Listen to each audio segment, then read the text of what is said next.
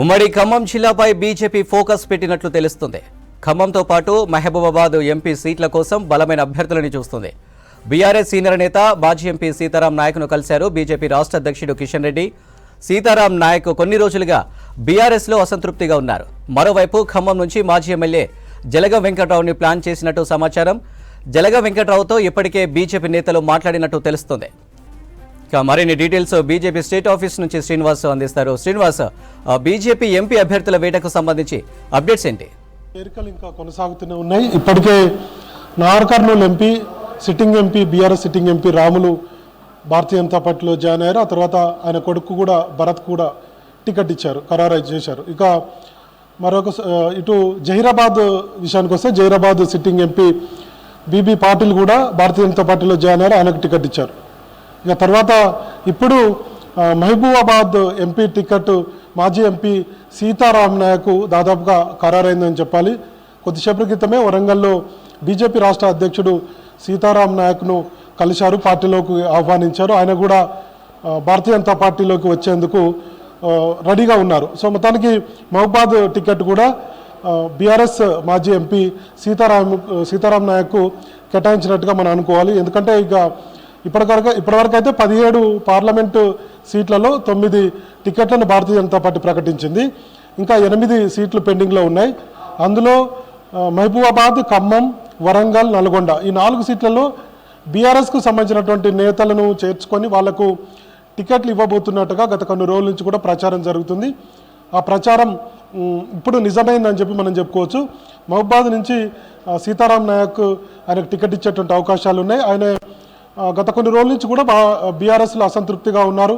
మొన్ననే అక్కడ ఉన్నటువంటి సిట్టింగ్ ఎంపీ మాలత్ కవితకు బీఆర్ఎస్ ఎంపీ టికెట్ డిక్లేర్ చేసింది. ఆయన కూడా ఎంపీ టికెట్ కోసం ప్రయత్నాలు చేశారు బీఆర్ఎస్ నుంచి, కానీ కేసీఆర్ ఆ విషయాన్ని పట్టించుకోలేదు. సో ఫైనల్గా ఆయన అసంతృప్తితో ఉన్నటువంటి విషయం భారతీయ జనతా పార్టీ నేతలకు తెలిసింది. ఆయనతో ఈరోజు మాట్లాడారు. మొత్తానికి ఆయన ఇక చేరిక మాత్రమే మిగిలిందని చెప్పవచ్చు. త్వరలోనే ఢిల్లీలో సీతారాం నాయక్ బీజేపీలో చేరేటువంటి అవకాశం ఉంది. ఆయనకు టికెట్ దాదాపుగా ఖరారైనట్లే. ఇక ఖమ్మం విషయానికి వస్తే ఖమ్మం నుంచి కూడా బీజేపీ నేతలు చాలామంది ట్రై చేశారు టికెట్ కోసం.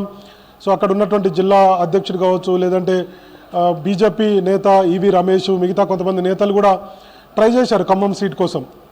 కానీ ఫైనల్గా అయితే బీఆర్ఎస్ మాజీ ఎమ్మెల్యే జలగం వెంకట్రావును భారతీయ జనతా పార్టీలో చేర్చుకోవాలని నిర్ణయం తీసుకున్నారు. ఇప్పటికే బీజేపీ రాష్ట్ర నేతలు పలుమార్లు జలగం వెంకట్రావుతో మాట్లాడినట్టుగా తెలిసింది. ఆయన కూడా ఓకే అన్నట్టుగా తెలిసింది, భారతీయ జనతా పార్టీలో చేరేందుకు రెడీ అన్నట్టుగా తెలిసింది. కాబట్టి ఖమ్మం ఎంపీ సీట్ జలగం వెంకట్రావుకి ఇవ్వబోతున్నారు.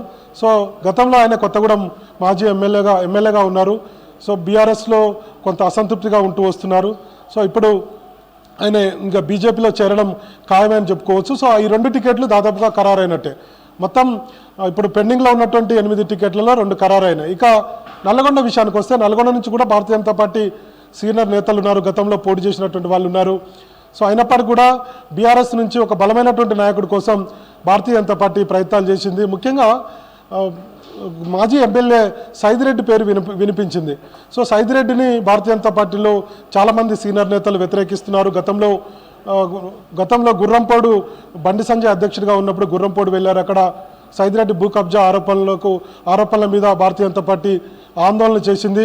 కాబట్టి ఆయన ఎట్టి పరిస్థితుల్లో చేర్చుకోవద్దనేది భారతీయ జనతా పార్టీ చాలామంది సీనియర్ నేతలు చెప్తున్నారు. కొద్దిసేపటి క్రితం కొంతమంది నేతలతో మాట్లాడినప్పుడు ఈ అంశాన్ని కూడా ప్రస్తావించారు. సో అప్పటి హుజూర్ నగర్ ఎమ్మెల్యేగా ఉన్నప్పుడు చాలా పెద్ద ఎత్తున ఆయనపై ఆరోపణలు వచ్చాయి. దీని మీద భారతీయ జనతా పార్టీ కూడా ఒక ఆందోళన కార్యక్రమం కూడా గుర్రంపోడులో చేసింది. అప్పుడు పోలీసుల కేసులు నమోదయ్యాయి. ఇప్పటికీ ఆ గాయాలు మానలేదని చెప్పి భారతీయ జనతా పార్టీలో చాలామంది నేతలు చెప్తున్నారు. ఈ విషయం పట్ల బీజేపీ జాతీయ ప్రధాన కార్యదర్శి బండి సంజయ్ కూడా ఆయన చేరికను వ్యతిరేకిస్తున్నారు. కాబట్టి మరి ఎవరికి టికెట్ ఇస్తారు, లేదంటే బీజేపీ నేతలు ఇప్పుడున్నటువంటి నేతలకు గత కొన్నేళ్ల నుంచి పనిచేసినటువంటి వాళ్ళకి టికెట్ ఇవ్వాలన్నటువంటి డిమాండ్ ఉంది. మరి వాళ్ళకి ఇస్తారా, ఇంకొక బీఆర్ఎస్ నేత కోసం చూస్తారనేది ఒక క్లారిటీ రావాల్సి ఉంది. సో ఇప్పుడు ఇంకా వరంగల్ ఒకటి మిగిలింది. వరంగల్ నుంచి మొదటి నుంచి కూడా వరంగల్ టికెట్ మాజీ ఐపీఎస్ అధికారి కృష్ణ ప్రసాద్కు ఇవ్వబోతున్నట్టుగా ప్రచారం జరిగింది. సో ఆయన దాదాపుగా ఆయన పేరు ఖరారైనట్టుగా పార్టీలో ప్రచారం ఉంది. 3 పేర్లు పంపితే ఆయన పేరు కూడా ఇందులో ఉంది అని చెప్పి బీజేపీ నేతలు చెప్పారు. కానీ ఇప్పుడేమో మరొక నేతను తెర మీదకి తీసుకొచ్చారు. సో ఇప్పుడు ఆయన బీఆర్ఎస్ నుంచి బీజేపీలోకి వచ్చే పరిస్థితి లేదని మాజీ ఎమ్మెల్యే ఆరూరు రమేష్ కూడా అధికారికంగా ప్రకటించారు. సరే, ఆయన పార్టీ బీఆర్ఎస్ నేతలు కొంత ఒత్తిడి మేరకు వెనక్కి తగ్గారు. ఇంకా అది లైవ్లో ఉంది. ఆ విషయము అవసరమైతే మరోసారి టచ్లోకి వెళ్ళే అవకాశాలు లేకపోలేదనేది బీజేపీ నేతలు చెప్తున్నారు. మరి చూడాలి, ఆరూరు రమేష్కే ఇస్తారా, అక్కడ నుంచి టికెట్ ఆశిస్తున్నటువంటి మాజీ ఎమ్మెల్యే కొండేటి శ్రీధర్కి ఇస్తారా, లేదంటే మాజీ ఐపీఎస్ అధికారి కృష్ణప్రసాద్కి ఏమన్నా టికెట్ ఇస్తారనేది చూడాలి. ఇంకా మరోవైపు చింతా సామమూర్తి పేరు కూడా వినపడుతుంది. తర్వాత మందకృష్ణ మాదిగ పేరు కూడా తెర మీదకి వచ్చింది. కానీ ఇప్పటివరకు అయితే క్లారిటీ రాలేదు. సో మొత్తానికి భారతీయ జనతా పార్టీ నేతలు అయితే సీరియస్గా ఫోకస్ చేసినట్టుగా అర్థమవుతుంది. మహబూబ్నగర్ టికెట్ కూడా దాదాపుగా డీకేఆర్నకు ఖరారైనట్టుగా తెలిసింది. ఇంకొక వైపు పెద్దపల్లి నుంచి కూడా ఒక సీనియర్ నేత కోసం ట్రై చేస్తున్నారు, బలమైనటువంటి నేతకు. సో ఇట్లా టికెట్ల ఖరారు విషయంలో కొంత కసరత్తు జరుగుతుంది. 2-3 రోజుల్లో ఒక క్లారిటీ అయితే వచ్చేటువంటి అవకాశం ఉంది. బీఆర్ఎస్ నుంచి ఎక్కువగా చేర్చుకోవాలి, బీఆర్ఎస్ నేతల్ని టార్గెట్గా భారతీయ జనతా పార్టీ ఒక గ్రౌండ్ వర్క్ చేస్తున్నట్టుగా మనకు జాయినింగ్ చూస్తే అర్థమవుతుంది. Right Srinivas, thank you. గిరిజన యూనివర్సిటీ కోసం కృషి చేసిన సీతారాం నాయక్ను మర్యాదపూర్వకంగా కలిశానన్నారు కేంద్ర మంత్రి కిషన్ రెడ్డి. ములుగులో గిరిజన యూనివర్సిటీని ప్రారంభించడం సంతోషకరమన్నారు. హన్మకొండలో బీఆర్ఎస్ నేత మాజీ ఎంపీ ప్రొఫెసర్ సీతారాం నాయక్ ఇంటికి వెళ్లి కలిశారు BJP state chief Kishan Reddy. బీజేపీలో చేరాలని సీతారాం నాయక్ను ఆహ్వానించారు. దీంతో మహబూబాద్ పార్లమెంటు నుంచి అవకాశం ఇవ్వాలని సీతారాం నాయక్ అడిగినట్లు సమాచారం. గత కొన్ని రోజులుగా బీఆర్ఎస్లో అసంతృప్తితో ఉన్నానని తెలిపారు సీతారాం నాయక్. బీఆర్ఎస్ కోసం అహర్నిశలు పనిచేశానని, తనను గుర్తించడంలో పార్టీ నాయకత్వం వివక్ష చూపిందన్నారు. త్వరలోనే మహబూబాద్ సెగ్మెంట్లో కార్యకర్తలతో మాట్లాడి భవిష్యత్ కార్యాచరణ ప్రకటిస్తానన్నారు సీతారాం నాయక్. ఏవైతే వాళ్ళకు పొందాలో అది అన్యాయం జరిగింది. భారతీయ జనతా పార్టీ మీద నెపం పెట్టేటువంటి ప్రయత్నము, దోషిగా చూపించేటువంటి ప్రయత్నము దుర్మార్గంగా చేయడం జరిగింది. కాబట్టి నేను కొత్తగా వచ్చినటువంటి కాంగ్రెస్ పార్టీ ప్రభుత్వాన్ని కోరుతా ఉన్నాను, గిరిజన విశ్వవిద్యాలయానికి ఇవ్వాల్సినటువంటి ఇంకా 50 ఎకరాలు రాష్ట్ర ప్రభుత్వం నుంచి ఈ యొక్క ఎడ్యుకేషన్ డిపార్ట్మెంట్ గవర్నమెంట్ ఆఫ్ ఇండియాకు చేరలేదు. దానికి సంబంధించినటువంటి వెంటనే భూ బదలాయింపు పూర్తి చేయాలని ఈ సందర్భంగా డిమాండ్ చేస్తా ఉన్నాను. సీతారాం నాయక్ గారి ఇంటికి రావడానికి కూడా కారణం ఉంది.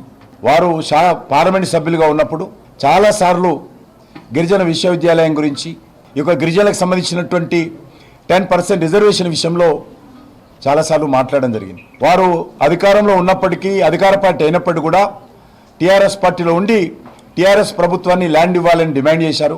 ప్రత్యేకంగా సీతారాం నాయక్ గారు పార్లమెంట్ సభ్యుడిగా ఉన్నప్పుడు కానీ లేనప్పుడు కానీ అనేక సార్లు ఢిల్లీకి వచ్చి ఈ యొక్క ట్రైబల్ యూనివర్సిటీ విషయంలో, గిరిజన రిజర్వేషన్ విషయంలో నేను మంత్రి అయిన తర్వాత కూడా వారు వచ్చి నాతో కూడా మాట్లాడడం జరిగింది.